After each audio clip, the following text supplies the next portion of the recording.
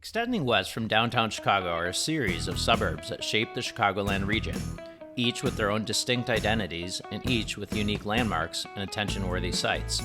This bike tour explores over a dozen of these suburbs while passing by historical sites, natural landscapes, and man-made parks that offer miles of car-free riding paths.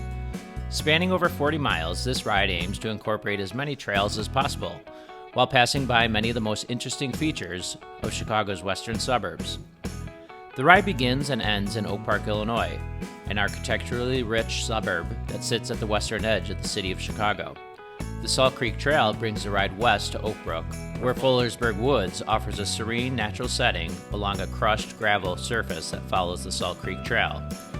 The tour goes on to pass through two meticulously maintained and expansive man-made parks that offer miles of paved paths.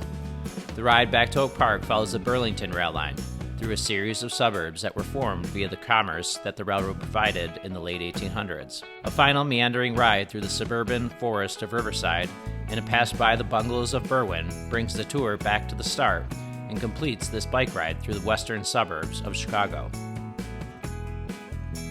Today I'm in my hometown of Oak Park, Illinois at the Lloyd Wright home and studio.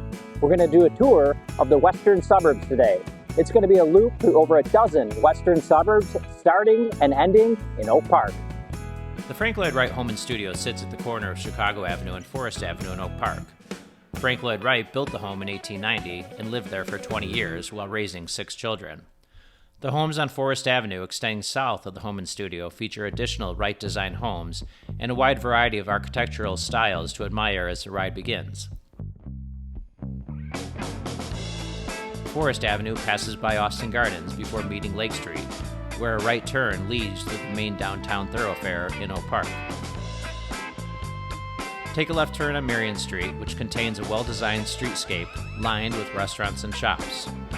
The ride continues south until a right turn at Madison Street, where there is a bike lane that crosses Harlem Avenue and into Forest Park. Forest Park is a charming downtown along Madison Street that features a wide variety of bars, restaurants, and shops, most of which are situated in appropriately scaled buildings that reflect a small-town ambience. Turn left on Circle Avenue and head south over the I-290 expressway. The principal factory of Ferrara Pan Candy sits to the east of the overpass.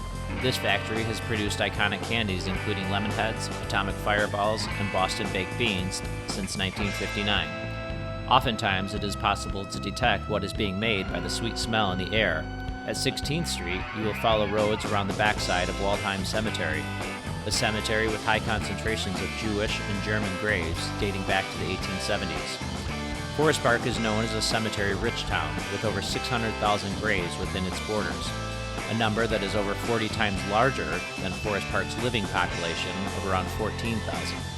This western suburb loop, it's not necessarily a turn-for-turn route, but it's something that I've constructed that's right out my back door and gives me a good ride without having to travel anywhere. So I think no matter where you live, you can construct a route like this that is right outside your back door and kind of highlights where you live. The road on the backside of Waldheim Cemetery leads to Des Plaines Avenue, a busy road that also offers a sidewalk path that can be ridden to Cermak Road. Upon crossing Cermak, the ride enters into Riverside, a town designed in 1866 by Frederick Law Olmsted, the same architect of Jackson Park on the south side of Chicago and New York's Central Park. Riverside Country Club is on the right when entering Riverside, and the ride continues on Des Plaines Avenue before taking a right turn at 31st Street. When traveling over the Des Plaines River, a look to the south reveals the home known as the Boathouse. This house was built in the 1890s and still contains 2 boat slips, which served the home's original purpose as a landing spot for recreational boating on the Des Plaines River. Shortly after 31st Street crosses First Avenue, the ride passes by the front gates of Brookfield Zoo, the largest zoo in Chicagoland. Brookfield Zoo opened in 1934 and was one of the first zoos that promoted natural habitats for animals that featured moats to keep the animals contained rather than cages, which was the main form of enclosures at zoos in that time. The parking lot for Brookfield Woods lies just beyond Brookfield Zoo, and it contains the trailhead of the Salt Creek Trail. The route in this video includes the 8-mile section of the Salt Creek Trail that travels west to Oakbrook. The path on this stretch is fully paved, running along the Salt Creek in a mostly wooded setting. Deer sightings are frequent, along with other forms of wildlife interacting with the Salt Creek. Hey, I just came to say your antlers are very nice. They're growing in nicely. The trail offers long stretches without road crossings. However, care should be taken at 4 of the 5 crossings, as they do not contain streetlights and cars do not always stop for cyclists. You know, I've biked a lot, and this family deserves the award for best private bike ally. They've got music playing, they've got bike fixing station, and free water. It's unbelievable. Kudos to these people. The crossing at Mannheim Road is quite busy and offers a glimpse of Westchester while waiting for the walk signal to appear. The trail is quite popular with walkers and bikers and has a posted speed limit of 15 miles per hour. Therefore, faster riders should keep to the roads. There are many picnic groves adjacent to the path and frequent walking trails into the surrounding woods, especially in the Salt Creek Woods Nature Preserve and the Bemis Woods towards the western edge of the trail. This is really cool. I ran into my first person who recognized me. What's your name? Erica. Erica, good to meet you. Wait, I wanted to say something. Sure. I just want to thank you because you helped me know that there are certain trails around me that I can take, and I was really thankful when I saw the video, so thanks. Cool. Okay. Well, subscribe and you'll learn a lot more. After crossing Wolf Road, the Salt Creek Trail goes under the I-294 expressway. However, the underpass has been closed for over 2 years as work on the expressway has dragged on. So the Salt Creek Trail goes right underneath I-294, but for the past couple years, maybe more, it's been closed at this point. So you have to go all the way around if you want to continue on the Salt Creek Trail into Oakbrook. So thumbs down to whoever is causing this delay and being very discourteous to bikers. Hopefully in the future, we'll be able to go right through here. But for now, you gotta go around. The Dorothy and Sam Dean Nature Sanctuary is just to the north of I-294 and offers walking paths around water and through prairies and wetlands. Canterbury Lane brings the trail out to York Road and offers glimpses of new construction homes in differing styles, though all displaying over-the-top opulence. The left turn end of the bike path along York Avenue brings the ride to Graue Mill, one of 2 operational water wheel mills in Illinois. The mill was built in 1852 in order to grind grain into flour and meal for local farmers and residents. The building now serves as a museum about the historic use of the mill and the site's history as a stop on the Underground Railroad.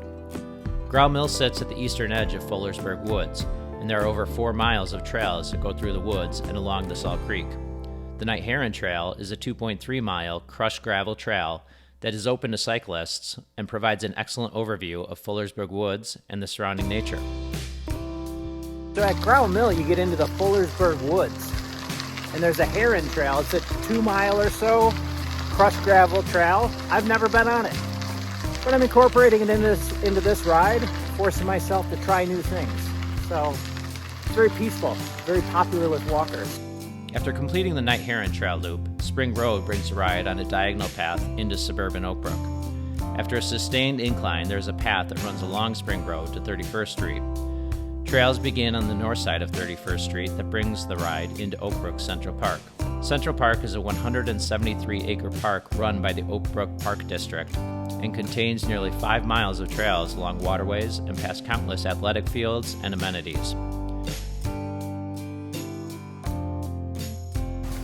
Well, I got rained out, so I'm gonna have to complete this another day.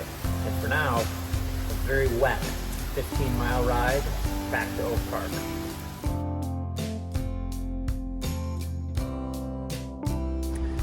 "48 hours later, the sun is out and I'm back, and I brought my sister Katie along for the ride.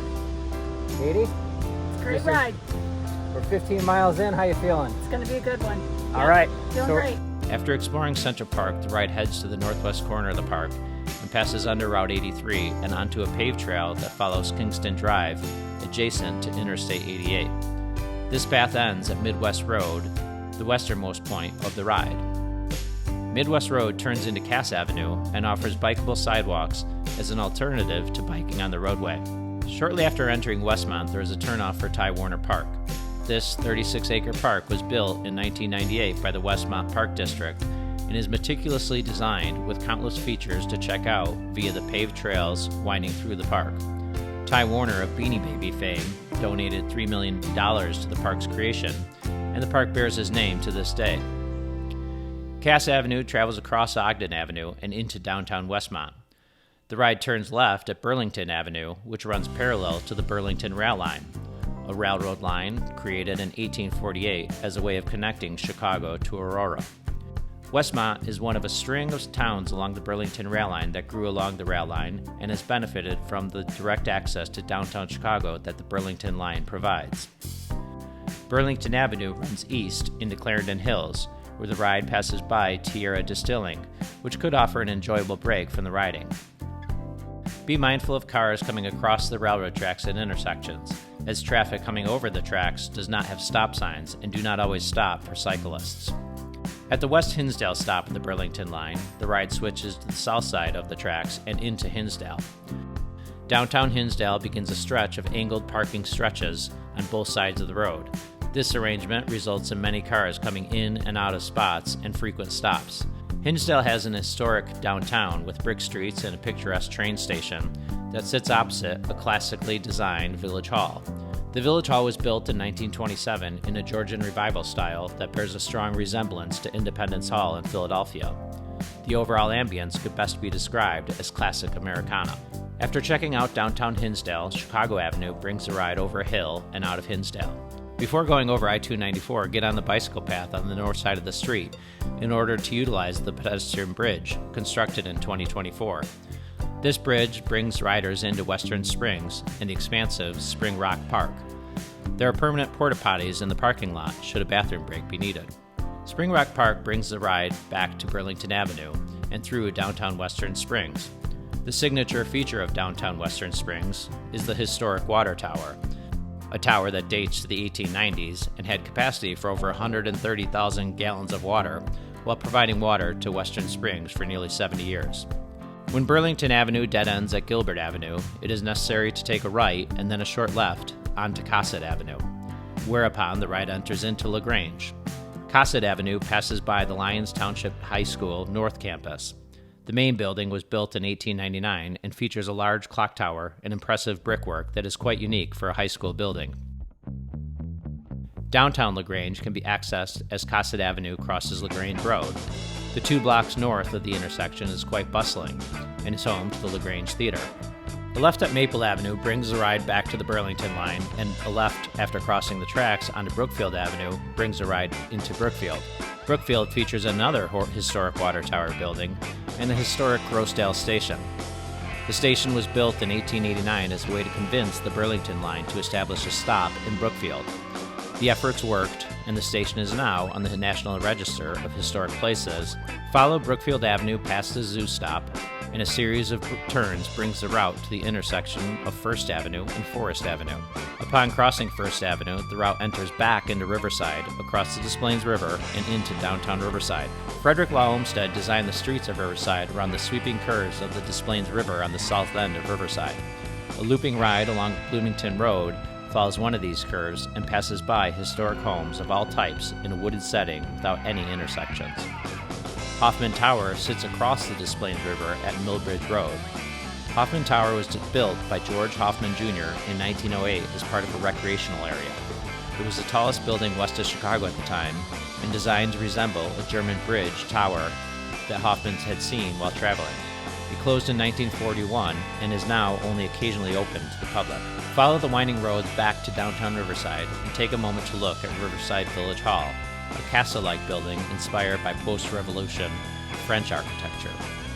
Riverside also features a train station similar to the one seen in Hinsdale, and a water tower that is reminiscent to the one in Western Springs. Long Common Drive begins after crossing back over the Burlington line.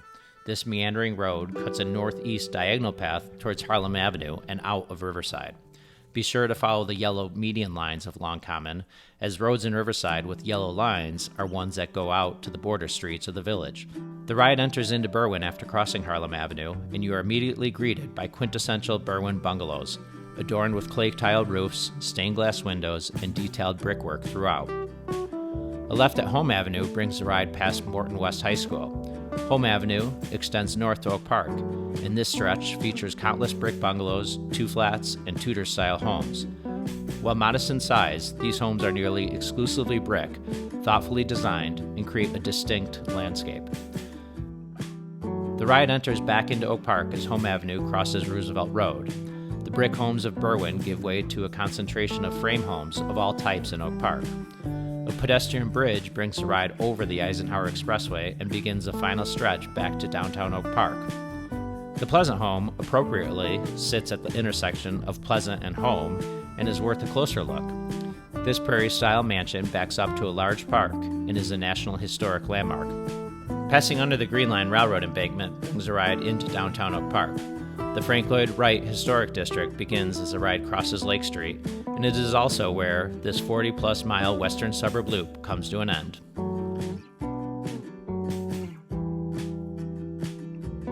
That's a wrap.